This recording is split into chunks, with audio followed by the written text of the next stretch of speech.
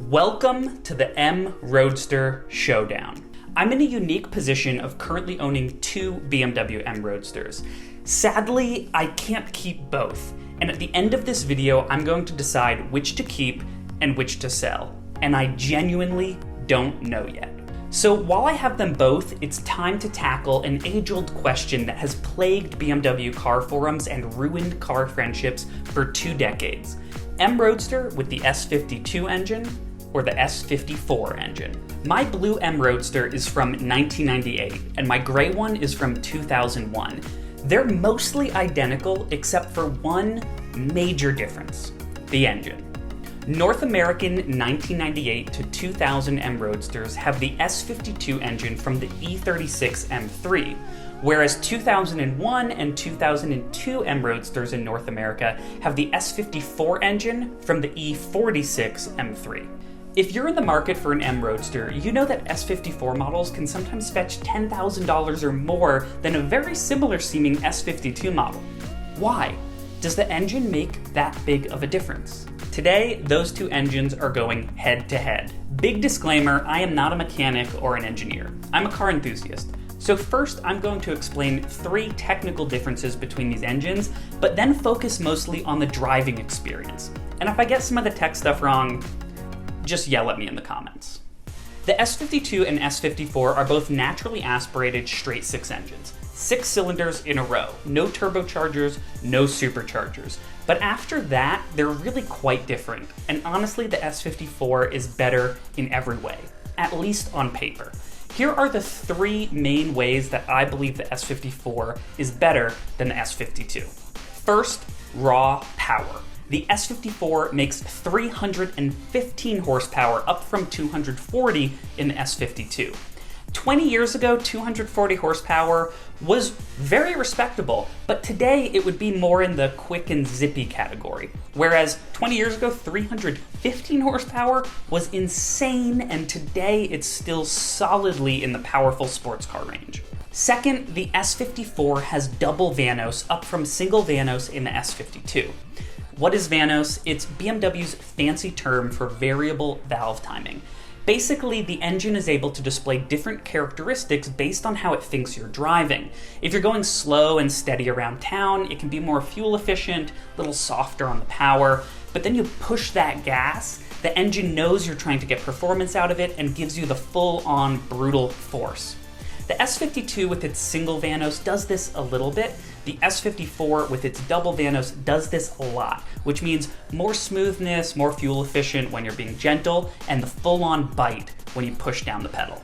The third major difference is that the S54 engine has 6 individual throttle bodies, whereas the S52 has a single throttle body. What does this mean?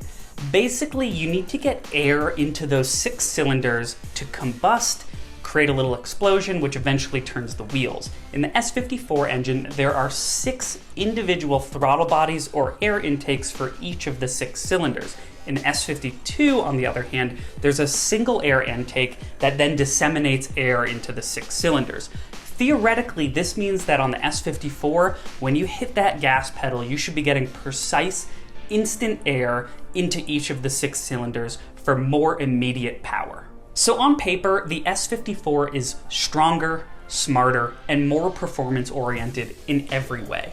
And that's why it's considered one of the best BMW engines ever made. It's won all sorts of awards and accolades and races, but on paper is not what an engine is only about. So let's get these 2 cars on the road and see what it's like to drive the same car with these 2 very different engines.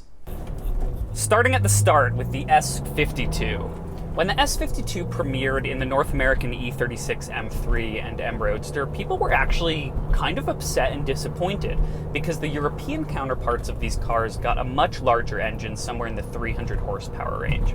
And I understand people being upset from an M3 perspective because every generation of the M3 has brought significantly more power and the car has always been about maximum performance. But you have to remember, the M Roadster is based off of the Z3, which is this kind of dinky little mid-90s Roadster 2-seat lightweight that was always sporty and fun, but never a true performance-oriented car. So to stick a 240 horsepower S52 in here, it actually feels quite well suited and extremely thrilling. Someone once equated the S52 to me as being like a dirt bike. And I think that that's a really adept analogy. Like a dirt bike, when you hit the gas on this, you feel this raw rumble that comes from the engine bay all the way through your seat. The whole car kind of shakes in this really exciting way. Similarly to a dirt bike, you get tons of torque and power at low RPMs. And so, yes, 240 horsepower, probably not going to win drag races, you know, your top speed's not going to be super high. But for spirited driving on local roads or a track day, really anywhere from, you know, starting in first gear up towards 80, 90, 100 miles per hour, this car feels fast and punchy and powerful.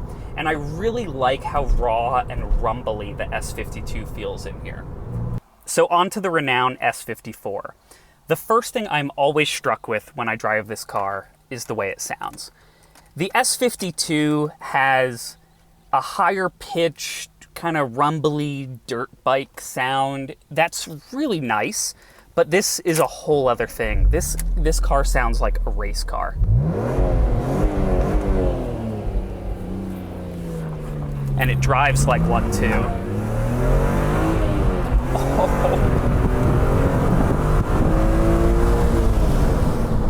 You've probably heard of people doing engine swaps where, you know, maybe they take an older, antique little car and stick in a modern, massive engine.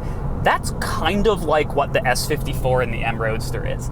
You have to remember, mid-90s when the Z3 came out, it had 130-something horsepower. And now this same car, mostly the same, couple little modifications, but with 315 horsepower, and it feels absurd. It has so much power.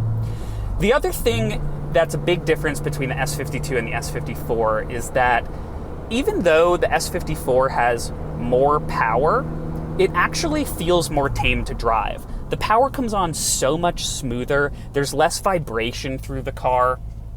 It really is a more refined engine. And you can tell, and I think that has a lot to do with the double Vanos technology where the engine is kind of adjusting to how you're driving it. It's smooth when you're being smooth, and it puts on the power when you put on the power. I really do understand why this is one of the most beloved straight-six engines that BMW has ever made. People love the E46 M3. People love the Z4M. And I understand why if someone wants an M Roadster, they want the best M Roadster, they want it with the best engine, which is the S54. It should come as no surprise that the winner of the M Roadster Showdown is the S54. It's better on paper in every way, and that does in fact translate to being better on the road. This car is stronger and faster and smarter than the S52. It accelerates better, top speed is higher, the power goes through the entire RPM bands. It just keeps pulling and pulling when you accelerate, and the sound it makes is just exquisite. But car ownership is not an objective pursuit, which is why, despite it winning the M Roadster Showdown, this is the one I'm going to be getting rid of, the S54. And maybe not for the reasons you think. This specific M Roadster model is truly a collectible. It has the most rare production color combination with gray exterior, red interior, and a red soft top. There are only 4 of these made in the world in this color. Beyond that, it has the bigger, more desirable engine and only 13,000 miles and all stock parts. There's someone out there who wants the best M Roadster, and they deserve to have this specific model. It's truly a collectible. Whereas me, on the other hand, the reason that I got into sports cars is I want to drive it all the time, every day, and not have to baby it too much. And this car deserves that kind of care. So I'm going to be keeping my blue S52, which for the type of spirited daily driving that I do, I love it.